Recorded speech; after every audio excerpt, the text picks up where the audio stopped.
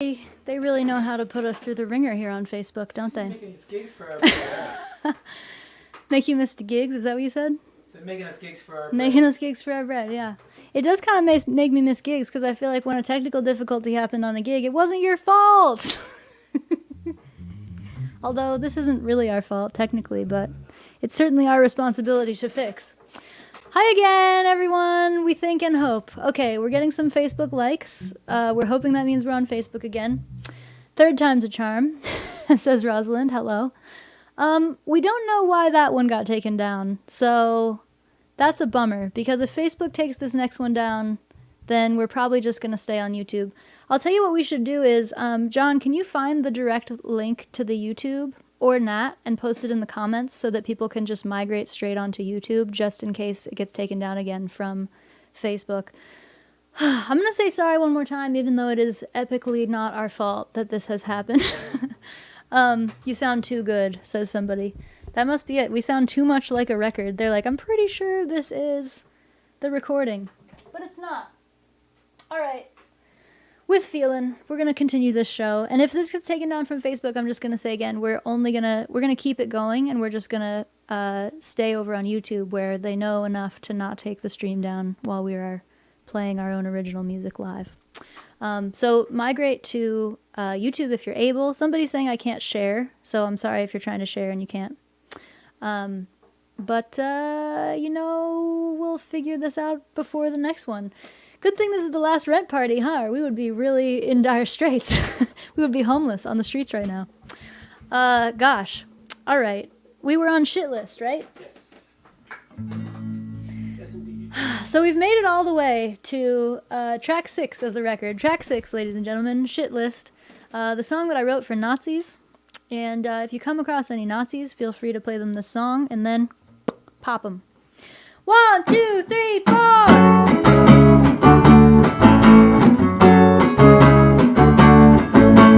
You come in at the top of my shit list, even though you look a little punk rock. You talk real loud, but you're totally witless. Think we had enough of hearing you talk, so your life ain't the dream that you thought it would be. So you cry and you scream like a cat in a tree. Now you want a medal just for being a white boy. That ain't the way we do it no more.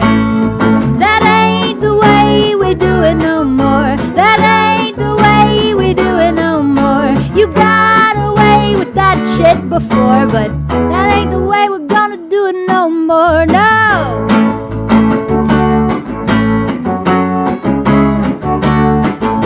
I wish you'd never come out of that foxhole. Thought we were rid of you back in 45. Your baby Jesus won't save your soul. He said you better leave your neighbor alive, so your life ain't a dream that you think you deserve. And the kids on the street really get on your nerves now. You want a medal just for being a fuckboy. That ain't the way we do it no more. That ain't the way we do it no more. That ain't the way we do it no more. You got away with that shit before, but that ain't the way we're gonna do it no more. No.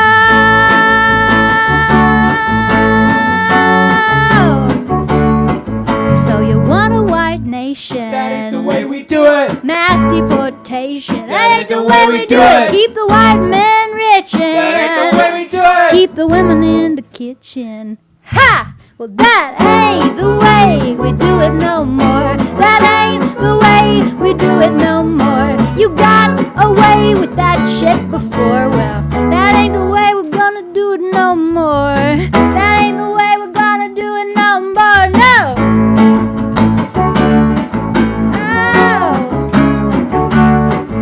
No! So you say we should go back where we came from, thinking maybe that you should as well. Put your money where your mealy little mouth is and go right back to hell.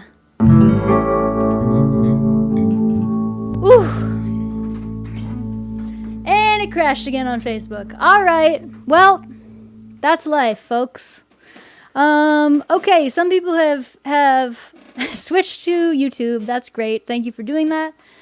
All right, I'm going to stop talking about Facebook because it just makes me really mad, but not as mad as Nazis. Let's try and keep everything in perspective.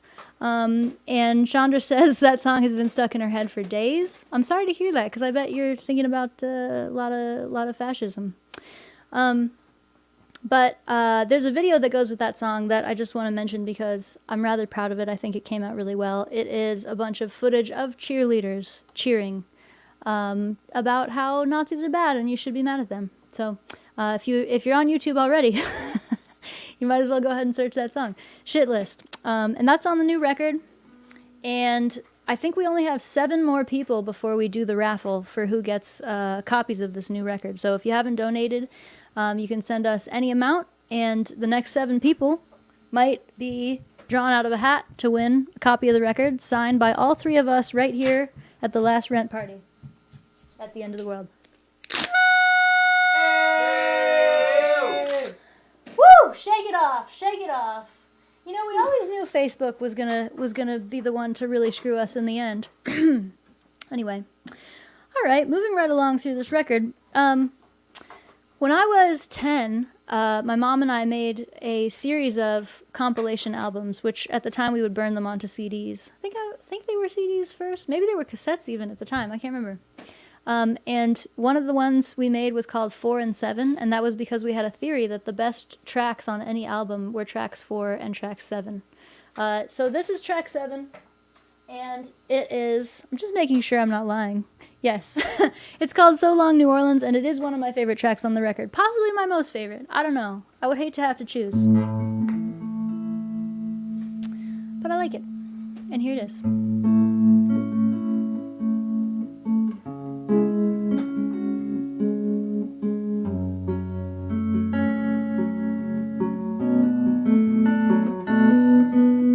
New Orleans is crazy. There's nothing she won't do.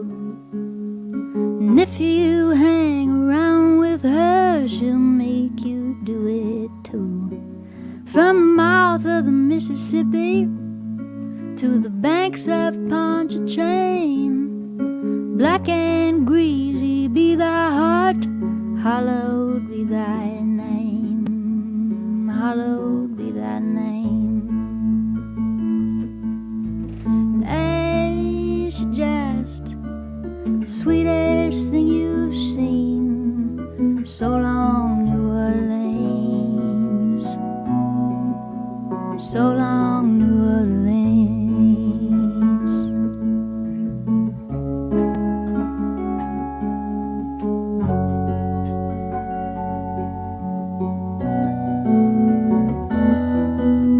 There ain't nowhere better. There ain't nowhere worse. When you think she's blessing you, you're bound to get her curse. She'll feed you at her table, she'll show you to her room. But are you rocking in her cradle or rotting in her tomb? Rotting in her tomb. She just the sweetest thing you've seen. So long, New Orleans. So long, New Orleans.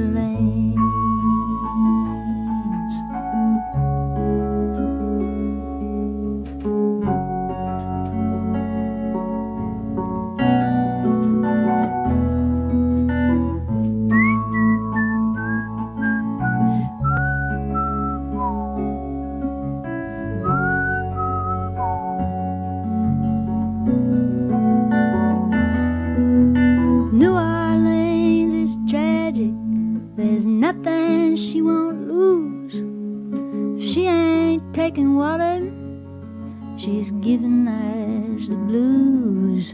From the mouth of the Mississippi to the banks of Pontchartrain, black and greasy be thy heart, hallowed be thy name, hallowed be thy name.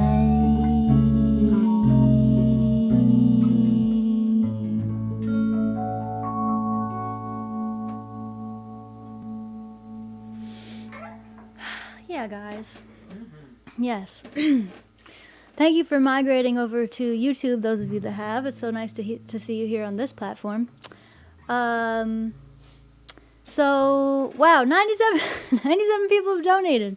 Possibly everyone who's here right now has already donated. But if there are 3 more of you who haven't yet and you would like to help us reach 100 donations to the very last rent party of the pandemic, we hope, as I keep saying, then go ahead and donate over on Venmo or PayPal, and we will enter you in this raffle. Gosh, okay, so we have like an hour and a half-ish left, a little bit more than that. We're only going to do music for another 40 minutes, and then we're going to do some interviews. We're going to switch to talk show format. But first we're going to finish this record. The only sad part right now is that I'm scared to play another recording, even though we're all on YouTube, so we're not going to play the song Be So Bad. And we cannot play it in real life because it does all kinds of weird things with being in various time signatures, and we're afraid to do that without anyone playing percussion. So we're not going to play Be So Bad, but if you want to hear it, I bet a lot of you are already patrons, so that album's going to drop in just a few hours right after this rent party, and you can listen to it in real life. So we're going to skip that one, skipping track 8 right on to track 9, Suffering Fools. I'm going to put this guitar down for a moment. I was meaning to say which songs were love songs and which ones were rage songs, but I feel like you can probably figure it out. This one's definitely a love song. A slight tinge of rage mixed in, though, because I feel like you should all... It's like a yin-yang thing. You got this. Yeah, guys. Oh. Mike Dick. Yeah, let's hit it. 2, 3, 4.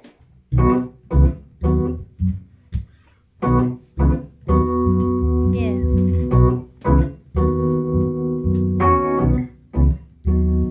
Did you do it just for a laugh? Breaking my poor heart in half. Honey, 'cause now I'm taking love's been making a fool of me. Did you do it just for fun? Telling me that I'm the one. Honey, if you weren't faking, love's been making a fool of you too. 'Cause we know the score, but we want it even more. Oh, why we gotta fall so far when I know he's gonna break my heart? Mama, why am I always suffering fools? Tell me why we had to fall so fast when we know it isn't meant to last. Honey, we're just a couple of suffering fools. Couple of suffering fools. Knowing it was just one night, why did it have to feel so right? Honey, and why am I crying? Love's been lying to both of us. Knowing that I had to go, why'd you have to kiss me slow? Well, if I ain't mistaken, love's been making a fool of us both. 'Cause we know the score, but we want it even more. Oh, why am I gonna fall so far when I know he's gonna break my heart? Mama, why am I always suffering fools? Tell me why we had to fall so fast when we know it isn't meant to last. Honey, we're just a couple of suffering fools. Couple of suffering fools. Couple of suffering fools. Couple of suffering fools.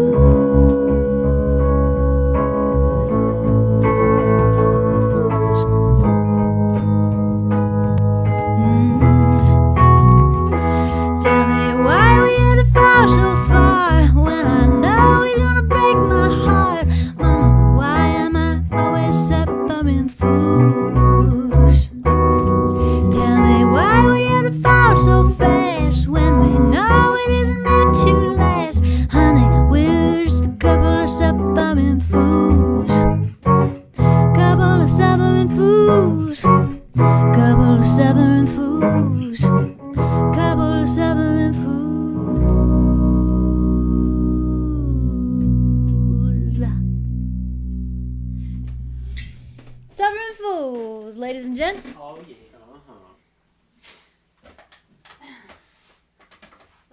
let's see. Which one is it? There it is.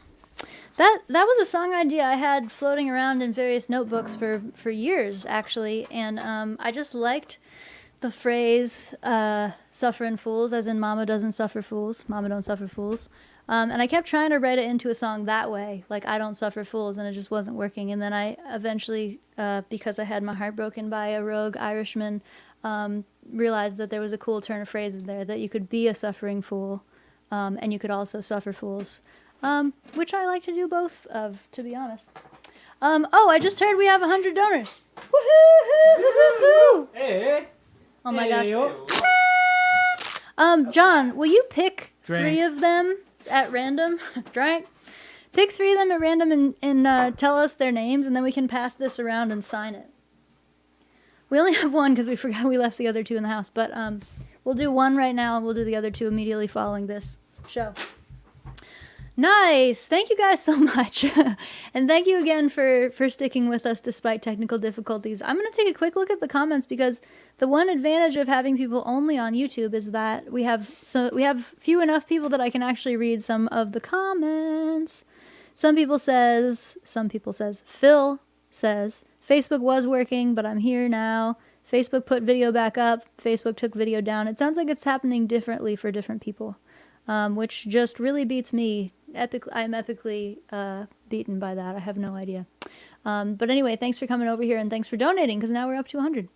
I happen to know that we have a matching grant kicking in, so I don't know what our dollar amount is, but I'll let John tell us about that in a little bit. We are almost to the end of the album, so let's finish this thing out, shall we? Yeah. All right. Yeah. Yeah. Yeah. Yeah. The hell. We're gonna do one now called Ain't No Sin.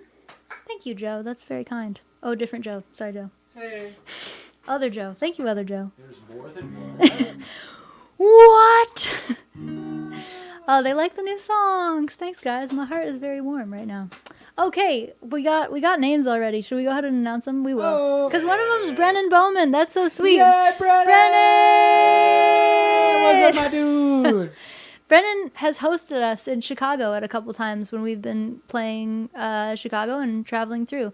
Ann Irish is the second winner. Woohoo, Ann! Yeah, I hope that you're Ann. actually Irish because I love Irish people, but I'm sure you're great either way. Rebecca Porter, woohoo! Hey. You guys are the winners of the 3 CDs. After we finish this album, we'll go ahead and sign at least one of those for you right now. Anywho, this is called Ain't No Sin. 1, 2,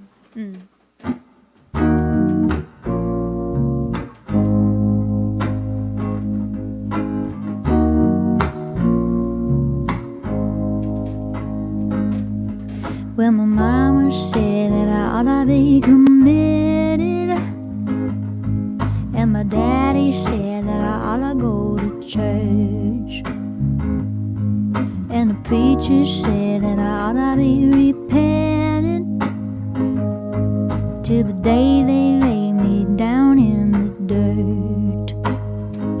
But when I go and I get to heaven,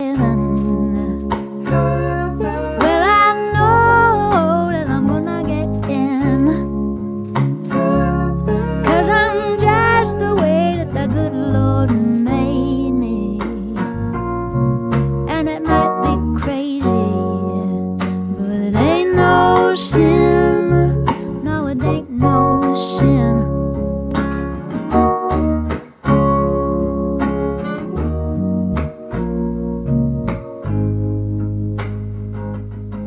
Well, maybe I lay with the wrong kind of lover, got an aching heart and a worrying mind, and I ain't obeyed my father and mother, but I tell the truth and I try to be kind.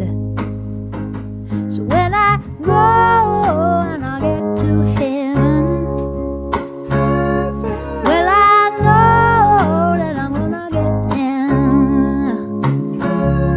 'cause I'm just the way that the good Lord made me.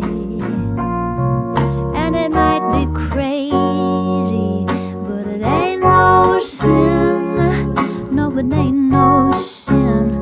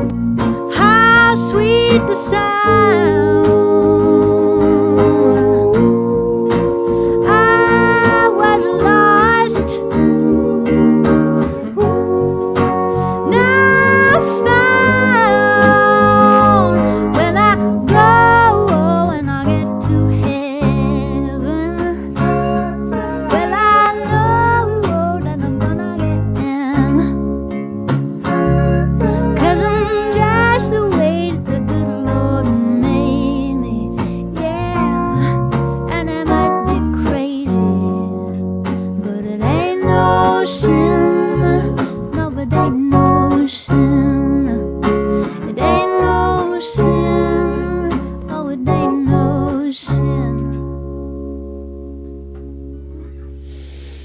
Whew. Nice. Yeah, that one always Love feels that. good. That really refreshes me.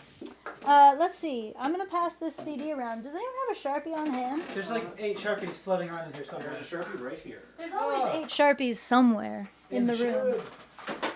Okay. Can you pass it to me? There you go. Okay. Yeah. This one's gonna be for Brennan. Love and Rage, folks. It comes out on Friday. Gosh, I'm excited. What about, we really made this record, didn't we, guys? We did. Yeah, we sure did. No one can say we didn't. Yeah, we really fully occupied ourselves with this record for several months out of the pandemic, and I'm happy about that. I'm glad we had something to do, and I'm really happy with how it came out. This is my favorite of my records, and I feel really proud of all of us, because I just think it sounds great. Just tooting my own horn. All right. To Brennan. Here it is. To Brennan. We're gonna like take this into the house while we have celebratory drinks and Indian food and like write all kinds of weird stuff on it, I think. But for now, I'm just gonna sign it and pass. To Brennan. Signed and passed. My guy. Thank you so much, Brennan, for all of your support over the years of all kinds of kinds, including letting us stay at your house so long ago. I also remember you being one of the testers of the effing truth game. I can't remember if you were a Kickstarter donor, or if did we play it at your house or something? Anyway, you've been around for a long time. I remember seeing you at the Navy Pier show in Chicago, if I'm not wrong. Anyway, thank you. Okay, we are going to skip one more song. Sadly, we're going to skip the song Mercy for this show because I have the wrong guitar. I need a guitar that's tuned to full step down, and that I left that guitar at home. Why, you ask? Because I thought we were going to play you the record track. But of course we are not, because who knows how YouTube will feel about us playing copywritten material. Thank you, Casey. Casey posted the YouTube link on their Facebook page. Take that, Zuckerberg. You tell him. You tell that guy. So we're going to skip Mercy for now, which I think means we made it to the end of the album. And I was talking about track 4 and 7 before, and track 4 is All My Love, right? Is that what it says? It's hard to remember how you sequence an album because you think a lot about how to do it, and then it doesn't always stick in my mind what we landed on. So All My Love is track 4. Yes. And So Long New Orleans is track 7. So those are 2 of my favorites. What do you guys have a favorite track on this record? I'm just curious. Mine is Party. Party at the End of the World. Yeah. Good I like choice. Suffering Fools. Suffering Fools. Cool. Well, hey. Oh, and here's some great other news. Wow, that is great news. We raised $28.40 apparently. What the heck? What the heck? Wow, so we're really close. We are really close to our goal. And you know what? I'm gonna go ahead and take an executive decision and say that we went ahead and met our goal because I know we have some matching money. So we've officially made rent for the 14th month. Wait a second. You're gonna need this. We're gonna need that.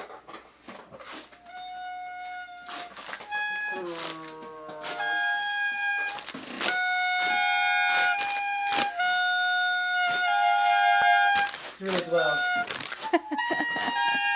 These will require a lot of oxygen. Oh my god. Ooh, yeah, gosh. I'm Must be what it's like to be a trumpet player. Pat, maybe you shouldn't use this in your current state. Anyway, awesome. All right. So we're going to play a few more songs, and then we're going to move to the Making of Love and Rage portion of the show, the interview section. And we're going to start with the song Jacket, apparently, because that's what I wrote. Oh, yeah. Thank you. No, that was that, and this is that. Yep. This one's for you, people that like to drive on the New Jersey Turnpike and masturbate. Not at the same time. Well, Necessarily.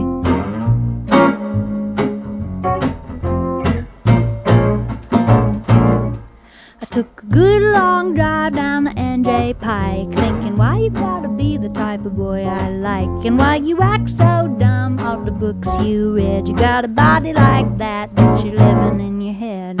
I make a quick pit stop at the Molly Pitcher, say you got a girl, I don't see you with you. You say you wanna drink, but I want something stiffer. You say I oughta keep it clean, I ain't a Swiffer. Well, I like your shirt, I like like a jacket. I like to think about you when I whack it. It doesn't hurt, ain't nothing to it. Call me when you had enough of thinking, honey, let's do it. Yeah. Woo!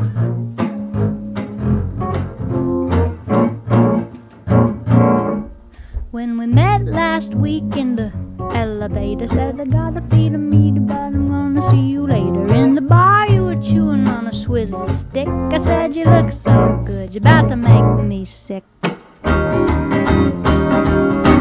tried to take a walk, but it was too much. You only wanna talk, you know I'm gonna wanna touch. We tried to have a chat, but it was too scary. You're just a Democrat, I'm a revolutionary. I like your shirt, I like your jacket. I like to think about you when I whack it. It doesn't hurt, ain't nothing to it. Call me when you had enough of thinking, honey,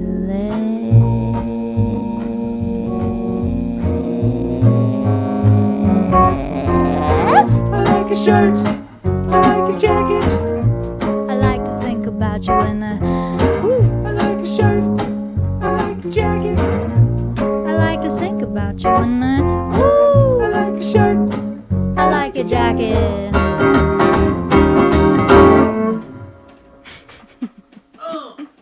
Yes, ladies and gentlemen. Woo!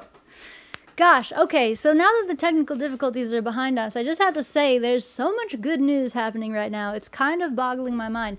We're all vaccinated in this room. Hey, We have actual shows on our actual calendar that we actually think we're going to play, okay?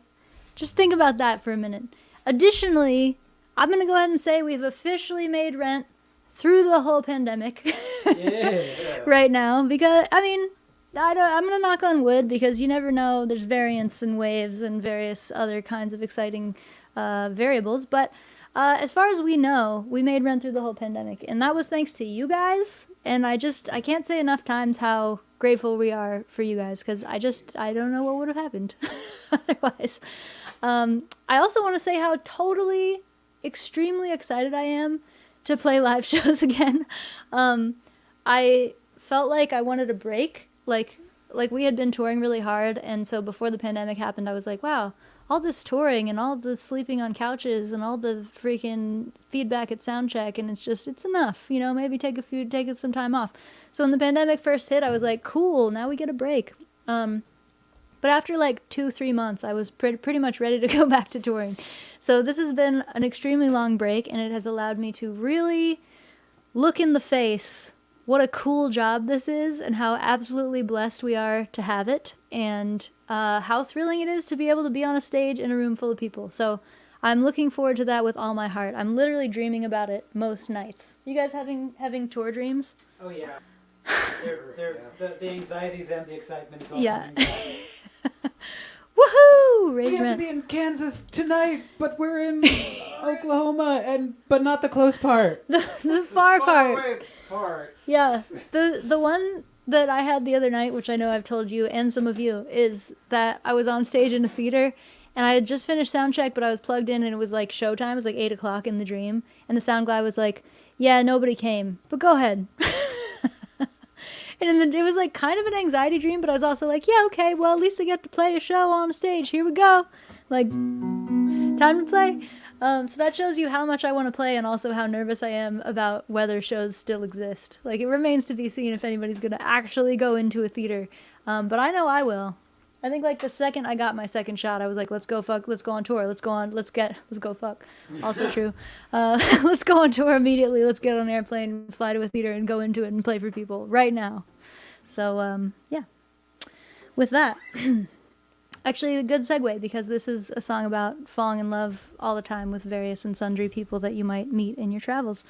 And those are both things that I used to do back before the pandemic, and Lord willing and the creek don't rise. We'll do it again soon.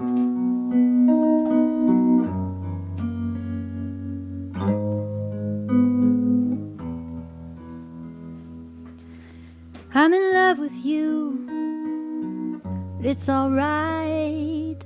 I fall in love nearly every night, and it fills up my heart so I can't keep it in.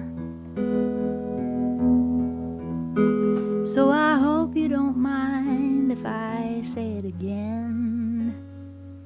I'm in love with you, but it's okay. I fall in love nearly every day. I'm in love with the boys in the band down my street, and with every good poet I happen to meet. 'Cause loving is easy as taking a breath. I do it all day till the day of my death. I don't wanna own you, you don't have to stay. Just as long as I've known you, I wanted to say I'm in love with you. Is that a sin? Look at the state that you've got me in. When I think of your hands, of your eyes, of your tongue, I get suddenly foolish and humble and young. I'm in love with you, honey. Don't be afraid. I fell in love with the love that we made. But it's none of my business if you can love me. You don't have to earn it, I'm giving it free. 'Cause loving is easy as taking a breath. Do it all day till the day of my death. I don't wanna own you, you don't have to stay. Just as long as I've known you, I wanted to say I'm in love with you. I'm in love with you.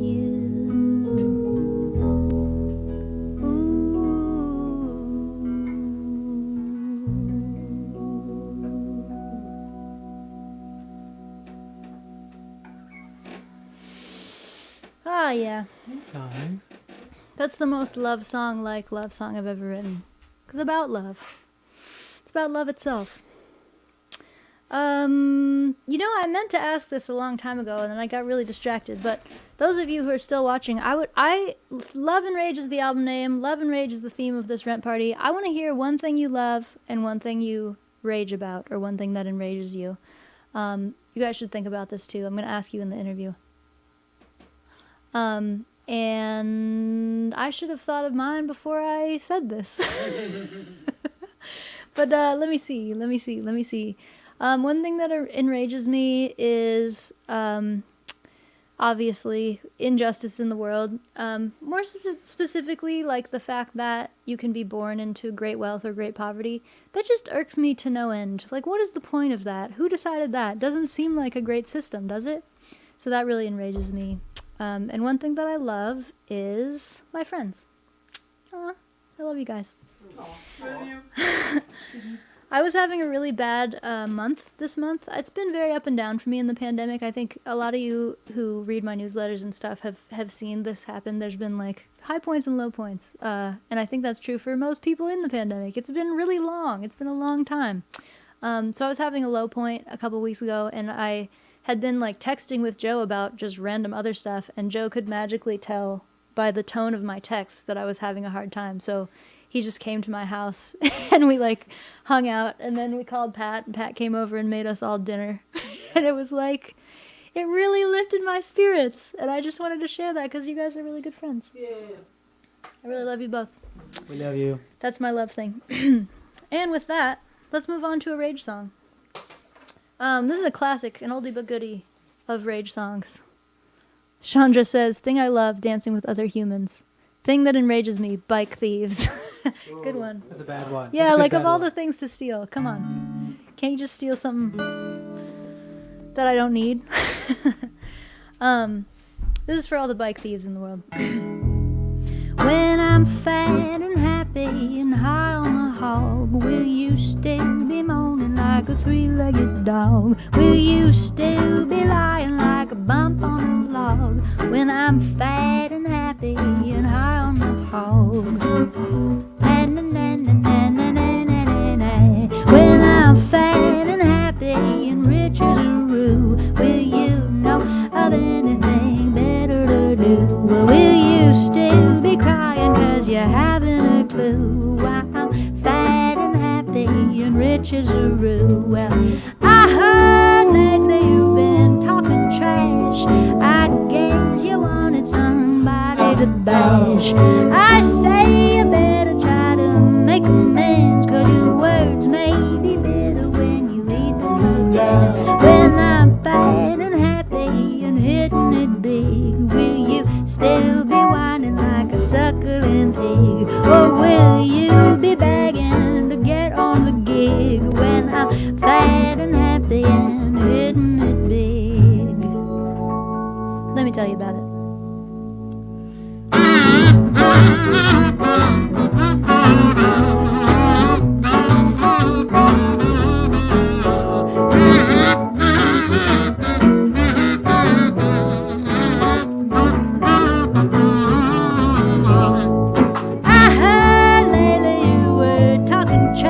I guess you needed somebody to bash. I say I better go and drink your gin, 'cause your words may be bitter when you leave them down. When I'm fat and happy and famous as fuck, will you still be honking like a Canada duck?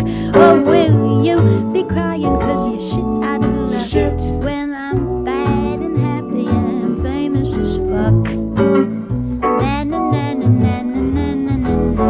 When I'm fat and happy, when I'm fat and happy, when I'm fat and happy and high on the hog.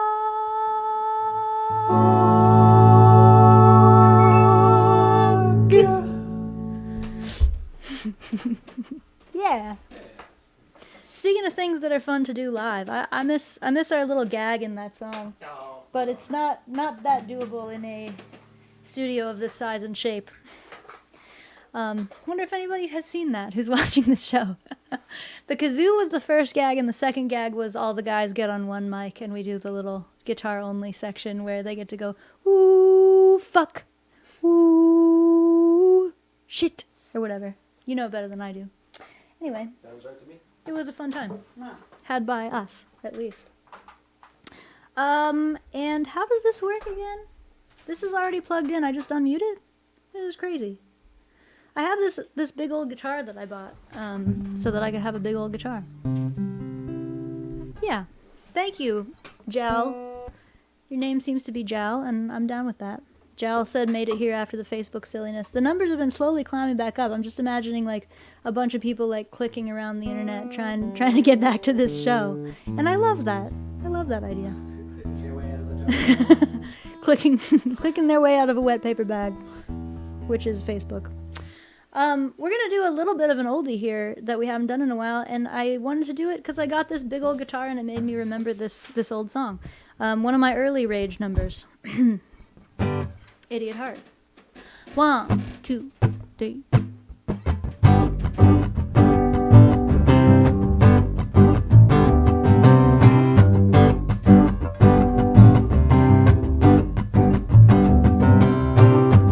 I don't wanna be alone in this bed. Won't you give me something I could take apart? I don't wanna listen to the yelling in my head or the crying of my idiot heart. Idiot heart, I should've left you at home. You give me nothing but hard luck, bad luck. When you gonna leave me alone? I was a dark-eyed man and I knew right away it was gonna take a turn for the worst. So I said, hey heart, if you're gonna go crazy, give a little warning first. Idiot heart, I should've left you at home. You give me nothing but hard luck, bad luck. When you gonna leave me alone? Ooh, you're an idiot, a lunatic, a nitwit, and you make a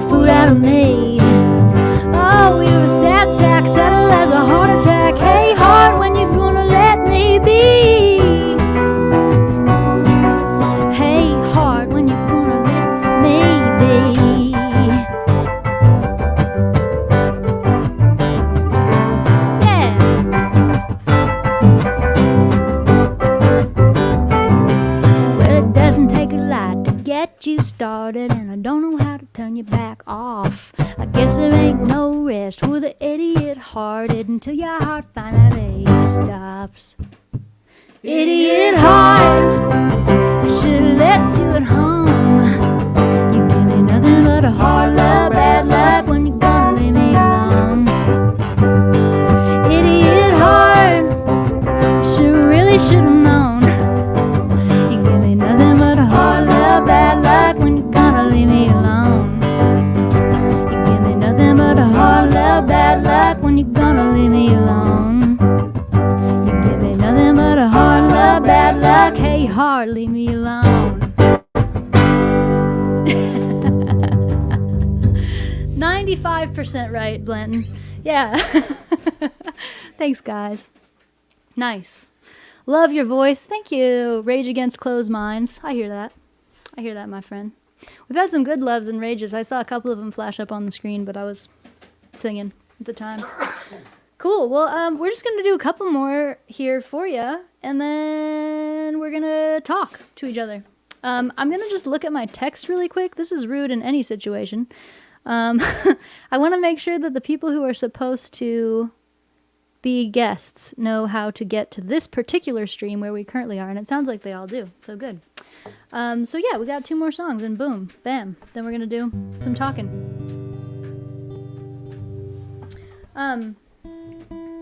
This is absolutely a love song, this next one. This is a tune that I wrote for John Prine when he passed away, which was a year and a couple of weeks ago now, April 7th, I believe, of 2020.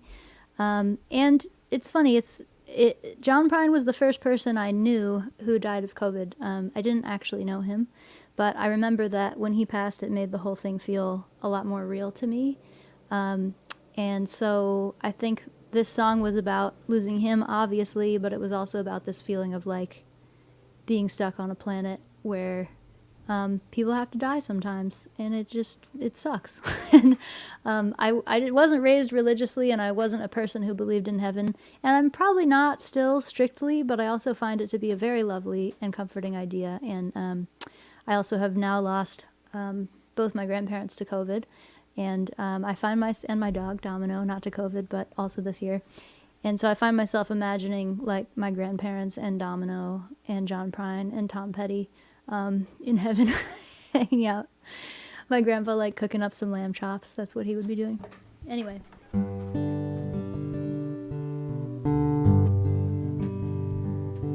Is this the right key, guys? Yeah.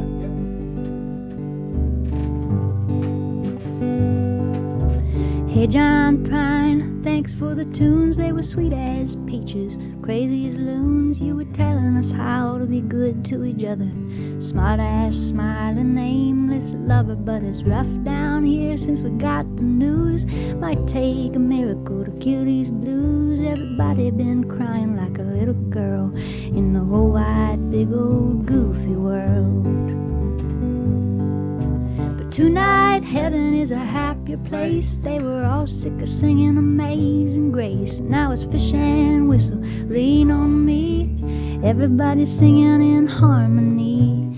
Tonight in heaven it must be nice. They're all eating peaches in paradise. All of them angels lined up in a queue just to go fishing with you. Just to go fishing with you.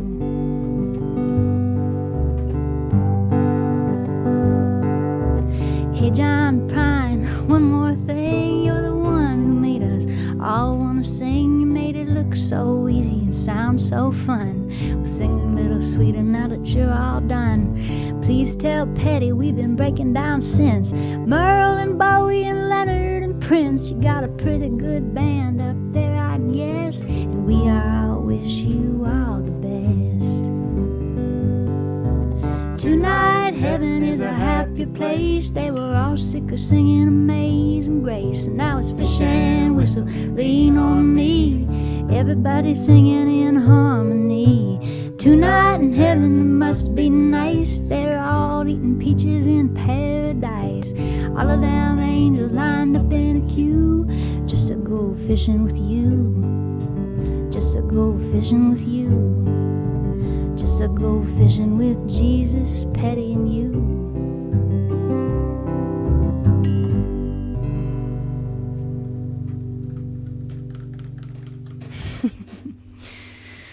Ah, sweetness. I realized we didn't play Buck Up, so I think we should play that one now instead of the other one we were gonna play. Cool. And that's what we'll do. And then we'll rearrange the seating in here and we'll do a little talking. This is the title track from our last record, and I guess I'll play it on this guitar, why not? And this used to be the song we would end every single show with. And I love this song and I'm happy to play it, and I'm also excited to have a whole new record when we go back on the road. We have so many new songs to play for you guys. And I'm excited to just see you in real life and play them. John, can you throw up the banner about the shows we're playing? We're coming to like a whole bunch of different places over the next like 6 months. And most of them are East Coast or Midwest. And yep, there's Colorado in there too. Tennessee, Georgia, forgot about those. Yeah, we got a lot of states in the next few months. And you can find them all at that link. There's like a button that says live shows. Most of the tickets are for sale. The one thing I want to mention, in case anybody here is watching from the West Coast, I know a lot of people in Portland and Seattle and San Francisco have been asking when we're coming back, and we definitely are, but those shows are not listed yet, so just hang tight and we will get them out to you. Hi, Nat. Nat, for the record, we have an hour before we talk to you, and I'm just saying that in case we had a Central Time snafu. We're going to talk to Tyler and Lara and Joe and Pat and then end with you. But thank you for coming and good to see you, and you're welcome to hang out. My lovely manager, Nat Kleinschmidt. Cool. All right, so here's Buck Up. Thank you guys for sticking around. Thanks for making Rent again. It's just great. A lot of good stuff. 1, 2, 3. Oh. Oh, sorry, my bad. Was that you? I heard the G chord and I was like, I guess that's the chord. 1, 2, 3. Oh, great. Been lying awake and wondering where it all went wrong. We're running in this human race, but the odds are looking long. So I sat beside my hound dog and I looked into his eyes. I said, what's the use of trying? And to my surprise, he said, buck up, baby, come on, sick 'em.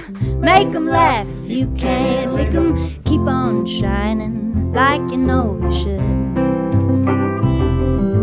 Keep on shining, that's the way to get 'em good.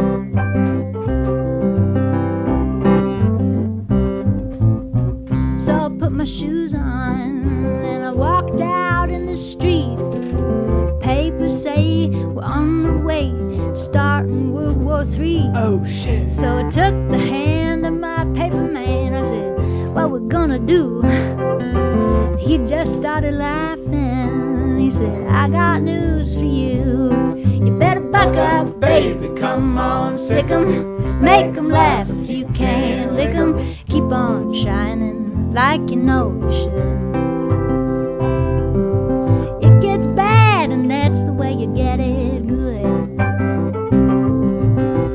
La la la la la la la la la la la la la la la la la la la. Whoa. La la la. Ooh, now you keep on shining like you know you should. Tell 'em.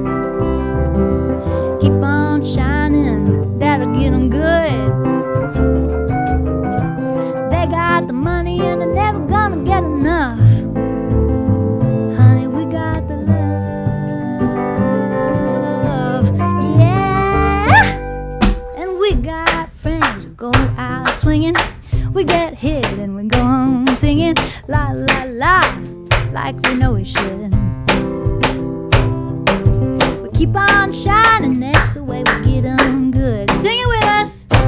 We sing, buck up, baby, come on, sick 'em. Make 'em laugh if you can't lick 'em. Keep on shining like you know you should.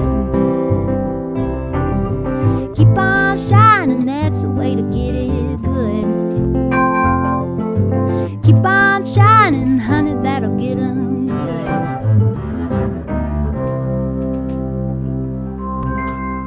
Yes. Keep on shining, ladies and gentlemen. Awesome. Oh, yeah. Tell it, Pat. Awesome.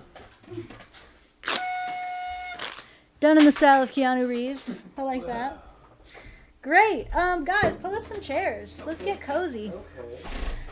Thank you, everyone, for sticking around again and for donating, making rent. 14th month. One full pandemic in the United States, as far as we know, at this juncture, April 24th, 2021. We certainly have learned not to make too firm of plans, and that's probably a good life skill. This is Brennan's CD. It's the only one we have in here, but I'm excited to sign 2 more for Anne and for Rebecca. And Anne and Rebecca and Brennan, if you guys could email me. I don't know if you already worked this out, possibly in the comments or with Nat, but email me, carsey@carsey.blanton.com, and I'll make sure that I get your mailing address to get you those CDs, and we'll send them out on Monday, so you might even get them before release day, depending where you are. Okay, and while these guys are switching stuff around, I might have to go get one more chair. we can do piano bench? We do piano bench, yeah? Yeah. Oh, we- one if at we a can. time. Got it. No, we should all be up here, but can you bring piano bench I and can that do it. one? Oh, just the light. Want me to move Oh it? yeah, you can take that down. All right. What was I gonna say? Right. Oh yeah, and if you're a patron, the album comes out tonight. That's the last thing. Patreon.com/CarseyBlanton if you want to hear the whole thing.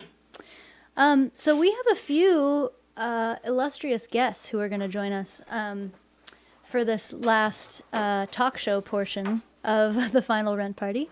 And Skunk is one of them. Oh good. Skunk, come up. Can you get up to this? He's scared of my giant skirt. Come on, Skunky. It's bigger than him. It is bigger than him. Especially things look are at him bigger than now. He's not that big. He's very small. Well, He that's lost weird. a lot of hair. Anyway, we're going to do some interviews. We're going to talk about the album. Ooh, I see Tyler in the waiting room. Hi Tyler. Hi Nat. Exciting stuff. Tyler. The heck? I'm going to first talk to Joe and Pat, the original team members. The OGTMs. Yeah.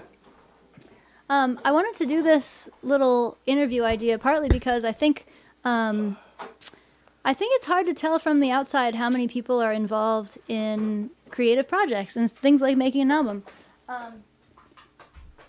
Here, let me scoot. And the truth is, it's a lot of people.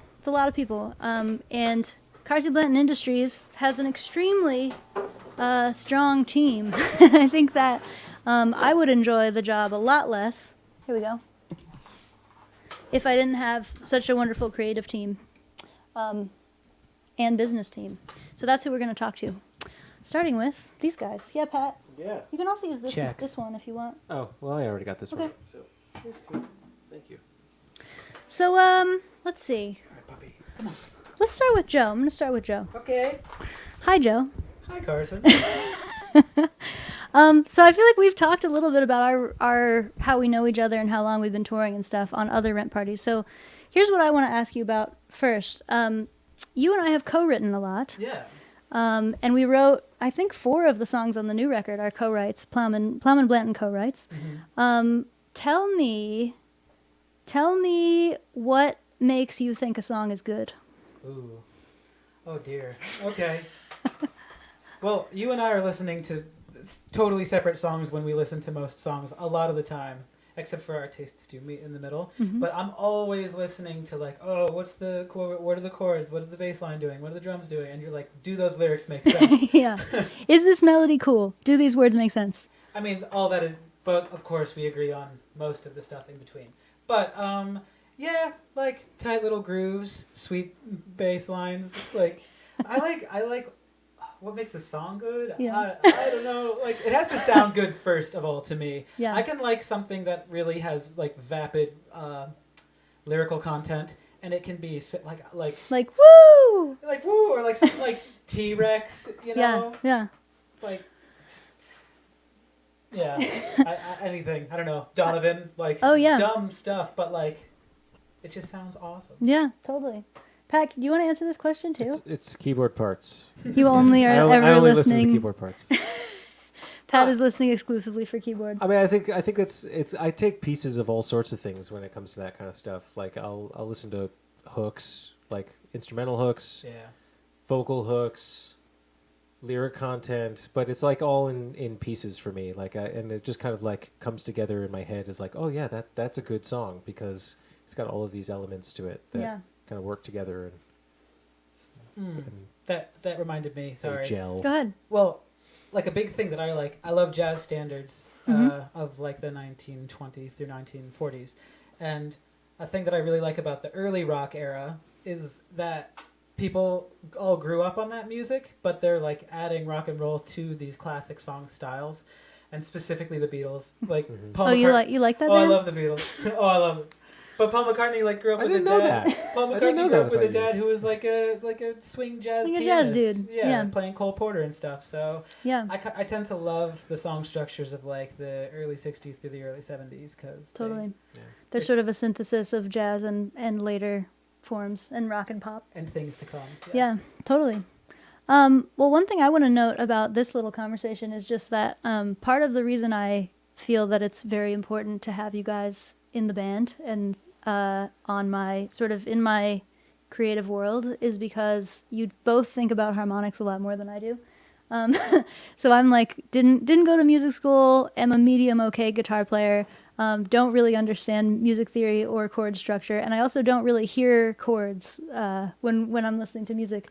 Like I can hear them, I can sit down and consciously figure out what the chords are, but I don't do it subconsciously.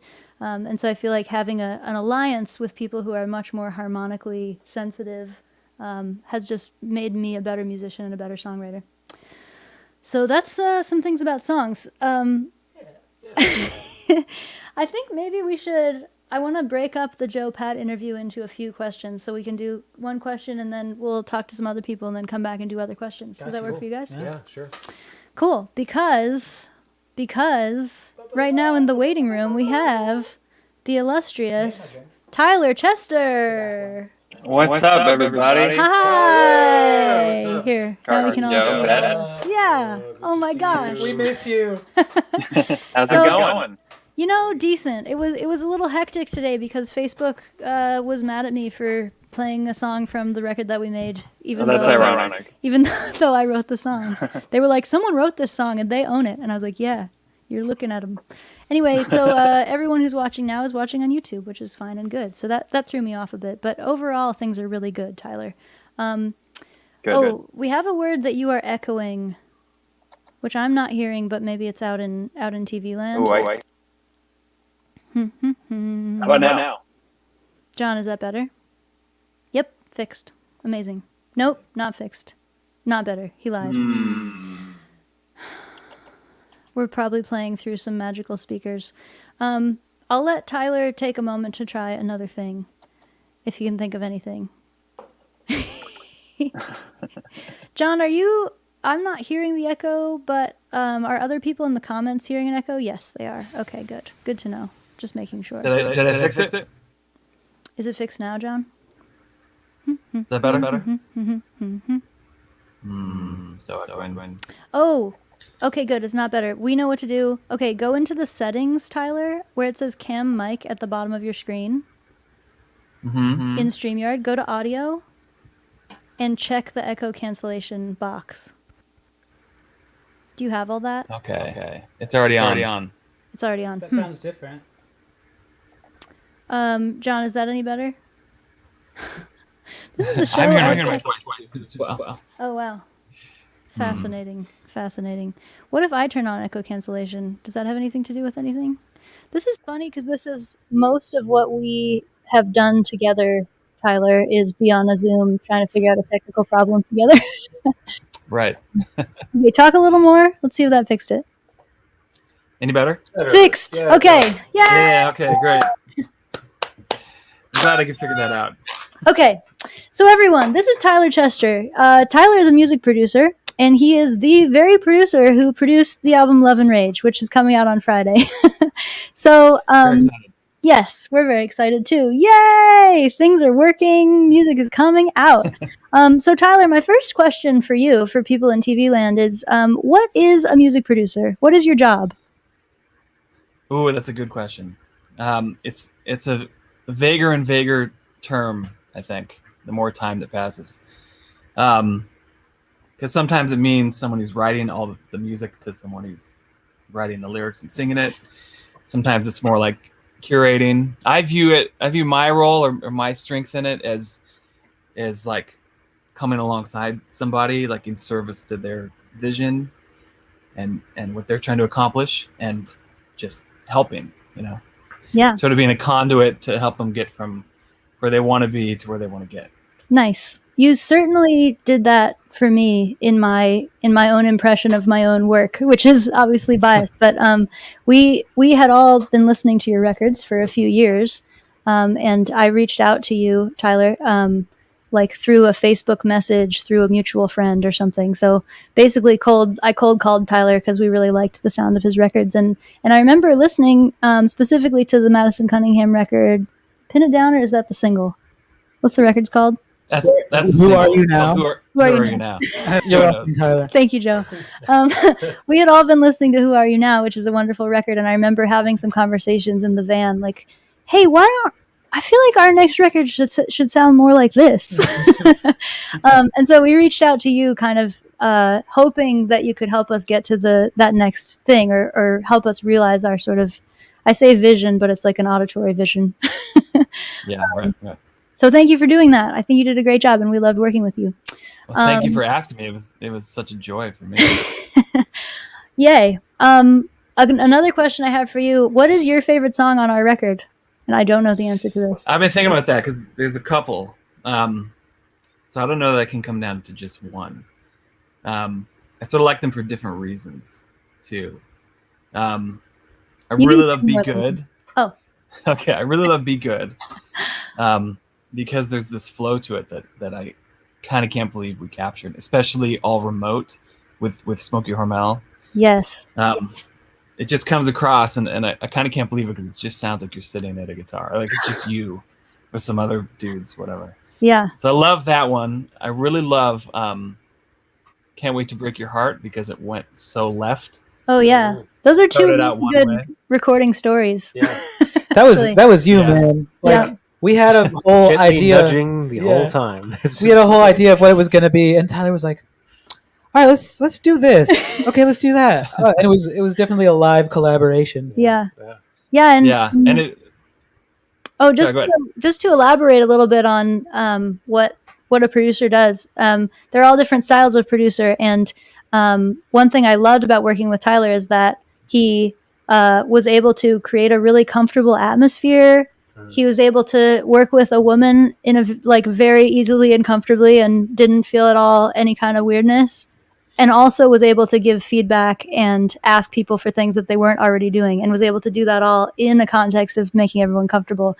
And to me, the most obvious example of that is Can't Wait to Break Your Heart, because I came to you with a demo of what I thought was going to be the song, and we started tracking it and everything. And then Tyler kind of took me aside and was like, "You know what? I think this song has another verse. I think you should go write another verse."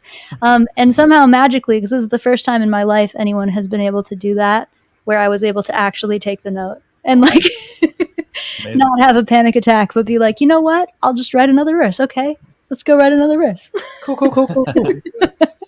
So I love that. yeah, I loved it too.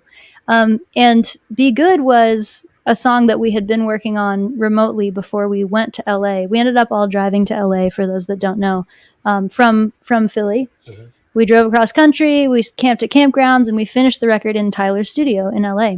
But before During that, the fire pandemic. yeah, Oh yeah. in the thick of the fire crazy. pandemic. Yeah, it was like dark sky during the day, and we were going in the studio to record Party at the End of the World. It was very appropriate. But Be Good was one of the first songs we worked on, and we did a lot of that remotely. So sending tracks back and forth to various people. So yeah, I'm with you. I like that it doesn't sound like a record that was made in a lab. Yeah, and the third one I was going to say, and I love all of them. It's like I can't really knock any off of my favorite list, but I really love Ain't No Sin, which is the other most live one that we did together. Yeah, With Griffin in the little drum booth. Griffin And Goldsmith. it feels so good. I love it. Totally. Awesome. John, I love the notes. It's like a real news show. Awesome. Tyler, well, I have one more question for you. And it's really two questions. Tell us something that you love and something that enrages you. I love how music brought all of us together, like the opportunity that music constantly gives you if you're open to it, to like sort of have an instant camaraderie with people you've never met before that live in a totally different place, you know. And I've experienced that over and over and over in my life, and I'm sure all three of you have as well, you know. Yeah. It's like an instant Word. sort of brotherhood, sisterhood of music, which I love. Yeah. It's always a gift. And what do I rage against? Click tracks usually. Yay! Hey. I also rage against those. One thing that I also rage against in my musical life is when people aren't listening to lyrics. It really gets on my nerves. I try to keep it chill, but if I can tell a musician's like just not keen into like the story of the song or what's happening, you know, Yeah. kind of makes me mad. Like when people, for their father-daughter dance at their wedding, play Every Breath You Take. Exactly. And you're just like, do you not know the language? Interesting choice. Oh. Awesome. Well, thank you, Tyler. It's great to see you. And Good to see you. thank you for making this record with us. We're all really happy with it, and we just loved working with you. And it was like a great experience in an otherwise terrible year. Yeah. Yeah, definitely. It's so good, Carsey, and thanks to all three of you for asking me to join the band. Absolutely. man. And when shows come back, we'll ask you again. Yeah. Watch out. I'll be there. All right. Thanks, Tyler. See you, Talk to you Tyler. soon. Ciao. Good to see you all. Bye. How do I? Yep. Okay. Did it. Woo. Awesome. So that was Tyler Chester, the producer of Love and Rage. God, that guy's cool. That guy is cool. Coolest. He has worked with all kinds of really cool musicians that we love and admire. Madison Cunningham, definitely one of them. Andrew Bird, another one. Like, just all kinds of stuff. Yeah. That guy just has been making all kinds of good music for a really long time. He mentioned on the song Be Good, there's a guitar player named Smokey Hormel.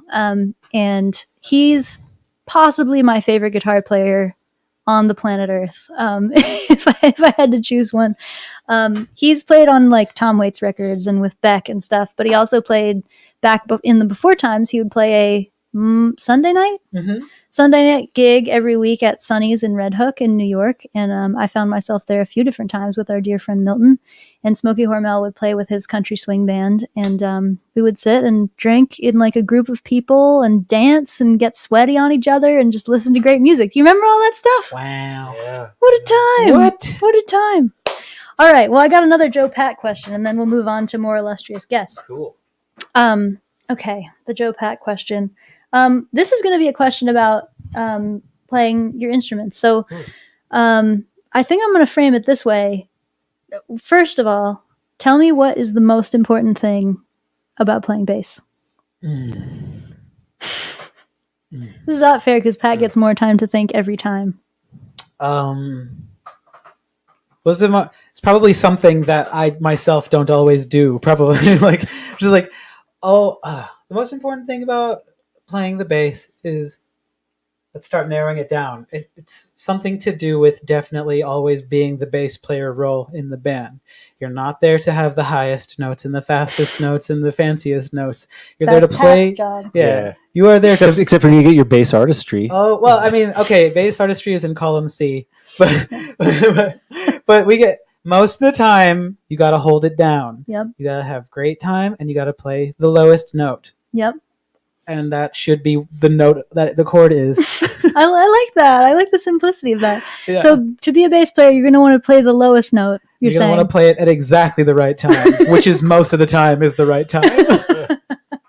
Nice. Okay. Yeah. Pat, what's the most important thing about playing piano? Well, I'm gonna just. It's kind of the same thing. It's like being a supportive role, and Yeah. like I always kind of think it's like the singer is like the top of the pyramid, and like everyone else below. Don't you forget it. It's right. And then so everyone else below kind of like props up the top, because otherwise it falls down. Yeah. I guess Yeah. I've never seen a pyramid do that, but yeah, it's like I think in terms of at least in this role, or in lots of, I mean, any songwriting role, you kind of have to have that support underneath you, and as the bass player does, and the drummer hopefully wherever they may be, Yeah. do. And where is our drummer? We've often asked ourselves. Late to the gig. Skunk. He's not very big. But yeah, no, it's definitely the being a supportive role in a band, and knowing how to do that just constantly takes a lot of work and thinking and listening more than anything else. And Yeah. That's where I'm at. Pat with it. and I get along really well in your band because we both tend to think of our instruments in a very similar way. Mhm. As someone who introduced myself as saying, I don't listen to lyrics. Yeah. That's completely not true, actually. Not anymore. Yeah, not anymore. Yeah, it kind of goes back to what Tyler was just saying. It's like, Yeah. you have to, be actively participating in the whole process, Yeah. Yeah. Word. not just in your craft. Yeah. Your noodly. I also feel like you thing. guys make a very good band in that you both are really spiritually comfortable being in a supportive role. So you're Mhm. both aiming to really support the music and support the front person, and that doesn't feel like short shrift to either of you. Yeah. As far as I know. Not yet. Nah, yeah. Let me know when it starts to, and then you're fired. In private, I go in rage after every show. Why am I not in charge of this show? Okay, cool. Awesome. Speaking of people who do a great job being in supportive role, I would like to welcome to the stream Lara. Hi. Can you hear me all right? I can hear you. Am I echoing? Is she echoing? I'm going to wait and let John tell us the answer to that question. Laura, I realize now that I don't know if your last name is Supan or I don't know how else I would say it. Supan? You said it right. Lara Supan. When I said Very it good. out loud, I was like, did I make that up?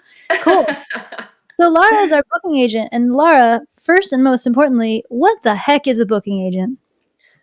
Well, we like spreadsheets and we like Google Maps and we like contracts, although I don't, and negotiation. And we know venues and we figure out what venues are right for artists and we have them come and play and make money. That's what we do. Amen. Hallelujah. Hey, now. I love that. I thank you for joining our stream. And part of the reason I wanted you to be here is because on these live streams, people will often say, why don't you come to Cincinnati? And I always want to be like, you should talk to Lara about it. Don't talk to me. I don't know where we're going or how we should get there. So that is your job. Should we go to Cincinnati? We don't know. Ask Lara. Yep. Yeah. And Cincinnati is good. And I actually, just for anyone listening right now, I think I might have a line on a Cincinnati show. So stay tuned. See? It's not set in stone. It's not set in stone. That's perfect. That's the kind of thing we would never know. Yep. And only you could possibly know that. Thank you. Well, Lara, since I told you I was going to ask you this question, I'm expecting that you might already have thought about it. What is something you love and something you rage about? Yeah, I thought about it. So I'm going to say I was like going to listen to see if there were other people. That's fun. Oh yeah, I'm definitely not the sweetest person in the world. I do work hard. I will say that. I really love my job and I really love my husband and I really love my kids. And I know that's really cheesy, but that's the answer. You know what I mean? Bless you. And I'm a musician first and foremost, and I kind of like fell into being a booking agent, but it's something that I actually really love because what I figured out was that I like emails and spreadsheets and making money for other people and always being in sweatpants and not having to play any of the shows. But being a touring musician, I know what it's like and I know what to look for and I know what the drives are like. So it's kind of nice to have done that, but then also just be able to like squeeze my 9-month-old instead of playing shows. So I like that better. You can play the shows. I'll be in my sweatpants. You know what? Deal. I just spent 14 months in my sweatpants, so I'm ready to put on some high heels at this point. We're on a diet. Me too. We're getting it all back together for the stage, my friends. Yeah, that's good. That's good. I'm not. But something that I rage against is something that you rage against quite well too, which is injustice. It's always been something. I'm an extreme activist, and I worked for Obama in 2008, and I always feel like greed and injustice is something that we constantly need to be fighting against actively, or we lose. So even, currently, you know this, but your manager and your booking agent are both currently located in Canada. I'm a U.S. citizen and from the Washington, D.C. area, but we moved up here in 2017. And even in Canada, I'm still trying to help as much of the U.S. situation as I can. But even here, I can't even vote here yet. So I'm volunteering and doing things for the migrant population that's here because we're in an agricultural sector. And so I just, I can't stand by and watch the little guy not get a fair shot. So that's what I like to do. And there's a lot of that in booking too. We find the people that need to say things and the people that other people need to hear, and we can make that happen. I love that part. Yes, that's awesome. And yeah, you're seeing our banner from Austin. Yeah. I have to tell you, I look through not just yours, but I look through all of my artists' Facebook posts. So all of the fans out there know that I actually do. When you say, bring me to blah, blah, blah, I write it down. What's my email? Lara, Lara, @flemingartist.com. Nice. And I keep track of it because I think it's really important. So you should keep saying where you want Carsey to play, because I do love it. Yay! I'm so glad that you do that, because I get so, I do. every time I see it, I'm like, I don't know. Thank you. And I just wanted to say thank you for talking about Raging Against Injustice, because that was one of the ways that we first connected, and I'm so glad that we did. And I also just want to mention that we started working together immediately before the pandemic. So I think in January of 2020, I want to say. I don't remember. What I want to say on live YouTube is that I've been a fan of Carsey's, yours for over 10 years. And what's really funny is that I haven't even been a fan of mine for that long. Right? No, I discovered you at Buoy level. And wow.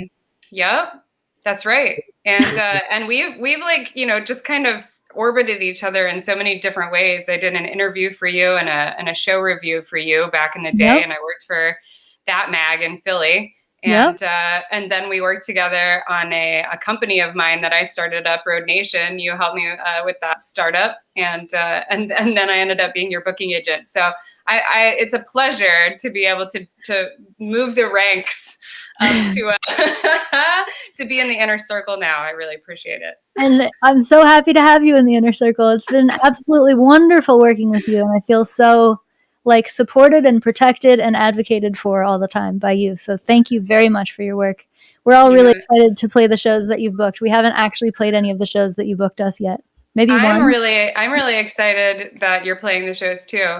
Let's see. This person says they're in Kitchener. I'm in Leamington, tomato capital of the world. Amen. Yeah. Well, thank you, Lara, for dropping in, and I'm glad everyone has seen your face, your beautiful face, and can. Yeah, man. I was really hoping to get my baby up here, but it's all right. You don't need to see the 9-month-old. It's all right. It's okay. Cute You'll baby. see it next time. We'll get him in on another. That's right. We'll get him in on another show. Yeah. All right, Lara. We'll talk to you soon. Mwah. Thank you. Sounds good. Bye. Bye. Amazing.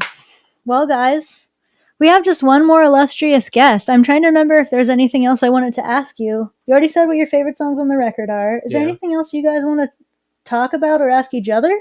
Patrick, what do you love and rage against? Oh, well, I can hear it. You're right. I think the obvious answer is that I love my friends and my family, especially you guys, and following on Tyler's sentiment about how music brings people together. It's kind of a really special bond that we all get to have because of that. And yeah, it's irreplaceable, and yeah, it's a lot to love. So, yeah. And I was thinking, what do I rage against? And I think it goes what we were talking about this morning: health insurance. The worst. Oh, Jesus. Good one, Pat. I mean, come on. What can I say that's good? None. Could anyone possibly construct a worse system than the one we have in the US? It is just absolutely abominable. And let's get rid of that as fast as Oops, sorry. possible. The absolutely least efficient version of a public-private partnership. Yeah. That's what we were saying Yeah. before. Yeah. How can you make it bad, expensive, annoying, Inefficient, Inscrutable. and inscrutable? inhuman. This is the way. Yeah. Good. Thanks. Thanks, America. I was going to say thanks, And- Obama, but that's a little too real. I don't want to put that on Obama. Okay, with that, we're going to bring on our final guest, and that is our wonderful, fabulous manager, Nat Kleinschmidt. Hi, Nat. Hey. Hi, everybody. Can you hear me? I can hear you. I'm going to wait and let John tell us if there's an echo. I bet there isn't, though, because I think the echo cancellation does actually work. It's just that I I clicked on echo cancellation. I hope it So works. good. Nice. Thank you. Well, good to see you, Nat. And my opening question for you is, what the heck is a manager? My goodness. A lot of people ask me that. What is a manager? In one line, I say that my role is to take your vision, your dreams, your hopes, your goals, and translate that into a strategic business plan. Figure out how we're going to do it. In traditional business, a lot of the people who are here work in traditional businesses. You have a client and then you try and meet the need. But what's different with artists is that you start with the art.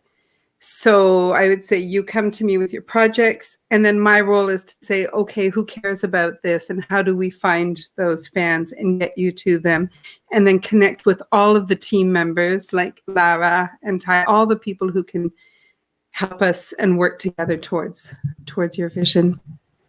Amen and hallelujah. We're so happy to have you on board. And what are some of the challenges with managing an artist such as myself? Well, it's not specific to you. I can tell you right away. It's actually it's really a lot of fun working with you, Carson. I'll get to that in a minute. But what a lot of people don't know is that coming to music was a bit of a midlife crisis for me. It was something that happened while I just at the point of turning 50, after 25 years of working in multinationals. And I worked in all sectors as a trainer. And I think the biggest challenge coming to the music business that most people don't know is that it's incredibly complex. There are tons of moving parts, a lot of people involved. Financially, it's a puzzle, trying to figure out how to get investments and the rest. So for me coming in as a consultant with a bit of the arrogance of, we got this figured, it was like, oh my goodness, the artists aren't crazy, it's the whole world. And so I explain it when my family says, what's it like?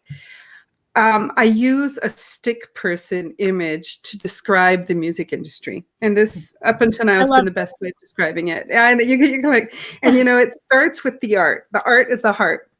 If the art's not there, you die. Like it's got to start with the heart and keep that beating. Then you have the head, and that's for the planning, trying to strategize. And usually a manager will help with that. And then you have two legs, and that's where the revenue streams are.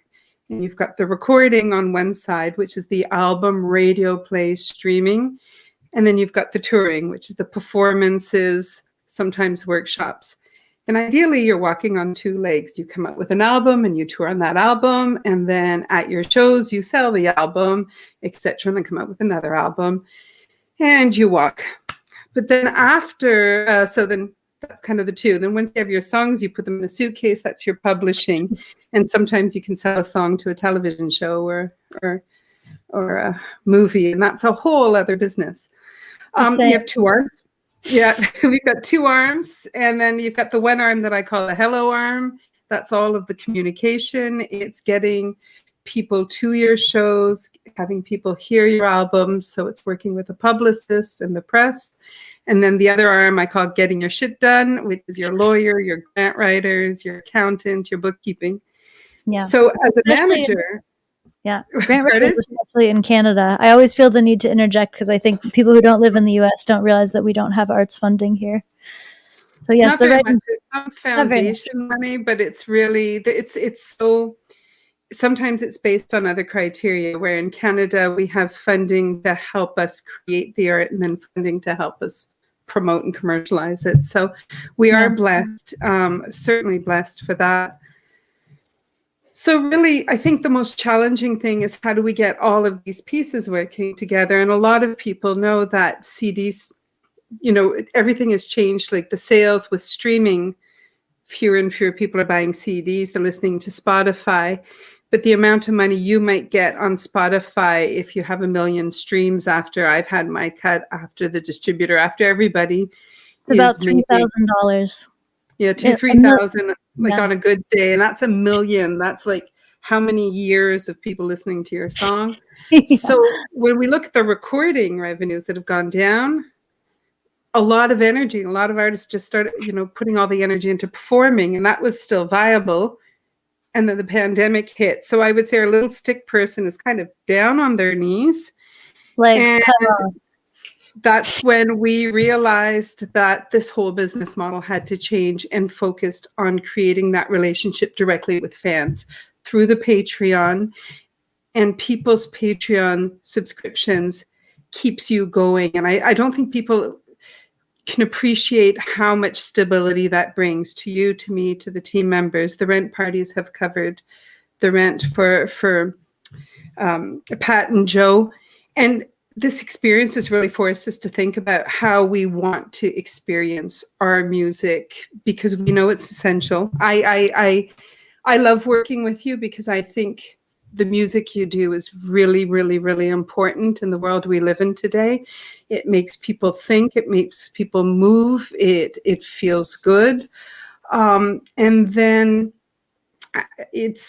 we know music's important, so I think finding the direct connection to people is the way to go moving forward. And there are a lot of things we can keep from the pandemic. Yeah. It's Yeah. complicated. It's a bit of a long answer, but the industry is truly, I've cried more in 5 years than I did in 25 years beforehand, just from sheer frustration of Yeah. this is absolute madness. Like, how is this possible? Yeah. There's 60,000 uploads to Spotify every single day of songs, like 60,000 songs a day. Jesus. How do we cut through that? And how do we get to the audience? That's a real challenge. Yeah. One thing for viewers that I've really loved about working with you, Nat, is because you come from a business background, and because you have a business mind, which is pretty rare in the music industry. I felt very validated when you came onto the team and you were like, okay, show me your finances, show me how everything works. And I showed you, and your reaction was not, you're doing a really bad job. And it was also not like, this is never going to work. It was like, all right, we're gonna make this model work, and we're gonna have to really get creative. And so I felt validated, like you saw what was actually going on, and you were able to take a critical mind to it, and to then ask me, like, how do you want to move forward? What do you value? And make all that stuff happen. So stuff like, paying these guys better has been something I've been wanting to do for a really long time. And as soon as Nat came onto the team, she was like, okay, you want to pay the band better? Let's do that. Like she was an advocate for the band and an advocate for finding a way to make that work. And so I've really loved that about working with you, Nat. I feel very supported in my own kind of dreams, like you were saying, rather than like, it's me versus you. I want to spend more money and you want me to stop because there isn't enough. Well, I think, Carsie, and thank you. One of the things is that we have this idea of an artist has to make it. And I'm always like, what is this elusive it in the future that nobody can attain? So I always start with, what is your definition of success? What will make you wake up happy and healthy in the morning and want to share your music? And then after, when we look at finances, the reality, and you spoke about this in the last rent party, artists carry this incredible guilt saying we're so bad with money. And it's not. The issue is that you have to put in tens of thousands of dollars into an album, which is your investment. If I'm opening a restaurant, I have to put money into buying food in a restaurant. I mean, every field has it. But the challenge with artists is that you don't pay back the album before you're required to invest in a second one. And so, maybe over 25, 30 years, that investment will pay itself back. But nowadays, we're not selling albums. Streaming revenues are low. So a lot of artists get caught with debt and cash flow. And even if you make money, you're always having to scoop it out. So that's where we can sit down, kind of map out a year and look at other ways. And that's why we did the Kickstarter, for example. That was just so much joy. Being paid ahead of time with the pre-sales meant that it was less money on a credit card, and money that was directly, helping us move this engine forward. So Yeah. it's fun. Like, I think it's fun. Like, a lot of us like, oh, we don't like the business side. I think this is a lot of fun. And that's why you're a perfect manager. Perfect. That's why we're so happy that you're here. Yeah, thanks, Nat. Well, perfect. Thank you for sharing all of that. And will you tell us one thing you love and one thing you rage about? Wait, did we already do that? No. No. Okay, so the one thing I love is really easy. If anybody's been around, is my dog. I adopted a 3-legged dog at the beginning of Riley? June last year into May, and he has. I was never a dog person, and now I am only a dog person. Like, I love him so much that I don't even want to travel anymore because I don't want to miss my walk with him. So I never thought I could feel so much love for an animal, but he's not an animal. He's a spiritual being. So I love Harley. And the thing I rage against, I sometimes I get into arguments with people on Facebook, and my kids just shake their head. But what I most get into arguments about are these generational fights with people who are, I'm going to say it's a bad word, but who are shitting on younger generations. Mm-hmm. My kids are 23, 24, 28. The 20-year-olds are amazing. They are full of hope. They've had a really shitty deal with the pandemic, but even before, it wasn't that great with the planet and everything. We have a generation that's asking questions about gender identification and sexual orientation and what is right and what is wrong. And they fill me with hope. And then when I see people my age who are like, oh, back in the day, we didn't wear seatbelts and we weren't so protected. I'm like, back in the day, people died in car accidents. Like, stop being an idiot and glorifying a period. Like, it's fine to be proud of your generation, but don't knock the younger ones, because I think they're very brave. Oh. And a lot of them do come when you do not-for-profits. A lot of them are there working really hard to make this a better world. So yeah, I rage against them, but in that rage is a lot of love. Yeah. And I just want to say that my favorite song, there's so many favorite songs. Like, I fell in love with Harbor, and that was the song that made me decide, yes, I want to work with Carsey. But the song on the album that breaks my heart, I'm going to start sobbing. Everybody sees me cry anyway, but is Ain't No Sin. My daughter came out recently, and it was not a big deal in our family. And she has a girlfriend. That's great. But there was a moment where she and a girlfriend realized that they probably couldn't vacation in Jamaica because homosexuality, if it's not illegal, it's certainly frowned upon. And realizing, I have to worry about this with my kids.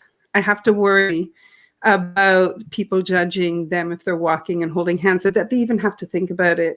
So the Ain't No Sin is a song that I really would love to see carried out in other organizations and as a song. And it's certainly a song that means a lot to us here in the family. So, I personally want to thank you for that, because I don't know, that wasn't the twist you intended for it, but it certainly is a song that speaks to a lot of people who don't want to fit in the norm, who are not only in the, you don't have to be in the norm. It's fine. And Ain't No Sin is really kind of our anthem. So thank you. Oh, thank you, Nat. Thanks, Nat. Yeah, thanks. Well, great to see you. And thank you for sharing all of that. And thank you for all of your hard work. We're so, so, so grateful that you are on our team. We love you. I love being on your team. And if I could just say, I love your fans, Carsey. I know I'm seeing a few names, like there are a few names that, Kat and Sean and all sorts of, I feel that I have made friends through these pandemic run parties because I'm chatting away with them. And so thank you to everybody who comes on, and I see you and I really, really do appreciate you. So thank you. Amen. Amen to that. Yeah. Thank you, Nat. We'll see you soon. Bye, Nat. Yes, and absolutely the perfect note to end on. We're going to do one more song for you guys, I think. Yeah. I didn't get to say what I love and rage against. Shit. Joe. Tell us. What do you rage love? against being skipped in the... Ooh. Tell us, Joe. What do you love? What do you rage? Okay, I rage against people who think they have it all figured out. To like the people who are just like, no, I know what's going on here, and they just will not listen to anyone or change their minds. Yeah. I hate people who are closed-minded and not humble. Yeah. And I love the works of J.R.R. Tolkien. I'm on my 7th read of the trilogy right now. That's the Joeist answer. Amen to that. Perfect. Yeah, I find new layers of the onion every time I pull back the paper. Beautiful. Yeah. I love it.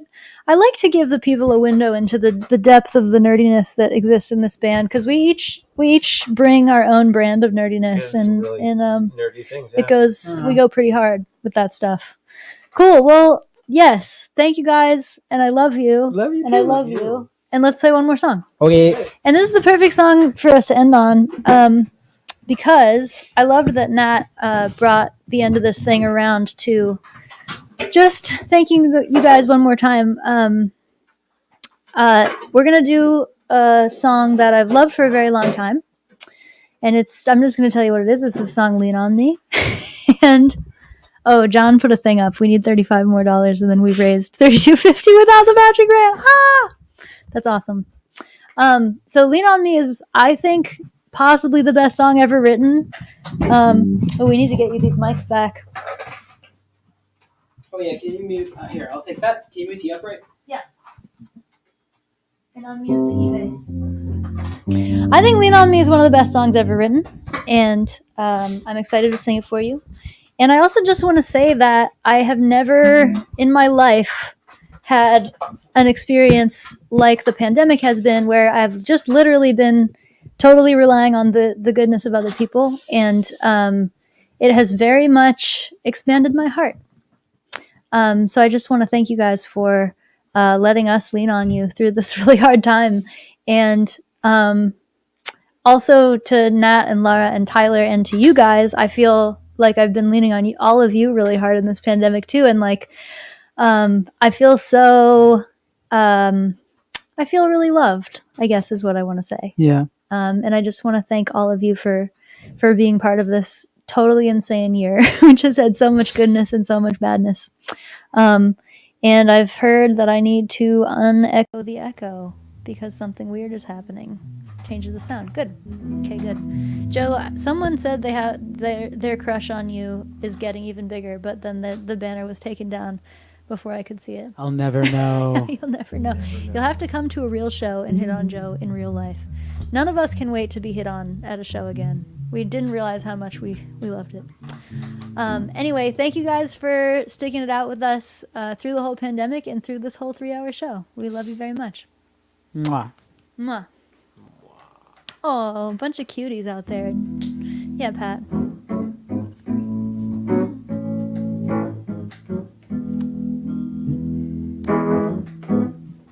Here we go.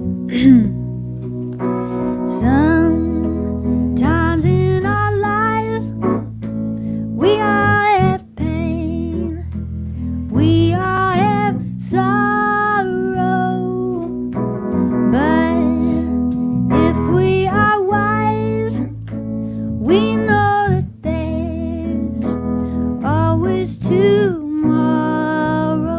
Lean on me when you're not strong, and I'll be your friend. I'll help you carry on, for it won't be long till I'm gonna need somebody to lean on. Please swallow your pride if I have things you need to borrow, for no one can fill those of your needs that you won't let show. You just call on me, brother, when you need a hand. We all need somebody to lean on. I just might have a problem that you'll understand. We all need somebody to lean on. Get ready, cuz Skunk, he's not very big, he's pretty small, he's not that big at all. Skunk, he's not very big, he's pretty small, he's not that big at Skunk is not very big. He's pretty small. Yeah. No, he's not that big. Not big at all. Sing it with us at home, Not people. big I know you know at it. all. We know you know it. Tell us about it. Skunk is not very big. He's pretty small. No, he's not that big. No, he's not that big. He's not that big. Not big at all. Keep it going, everybody. Sing it with us. I know you know it. Woo! Skunk is not skunk is. very big. Oh, my skunky dog. He's pretty Oh, he's looking at me right now. Oh, my skunky dog. No, he's not that big. Sing it, skunk, sing it. Big at Oh, my skunk is. all. Oh, skunky Big dog. at all. Sing it, skunk. Skunk is not very big. He's Pretty small. Look at him. He's very small. Can't even see him. No, he's not that big. Not big at all. Not big at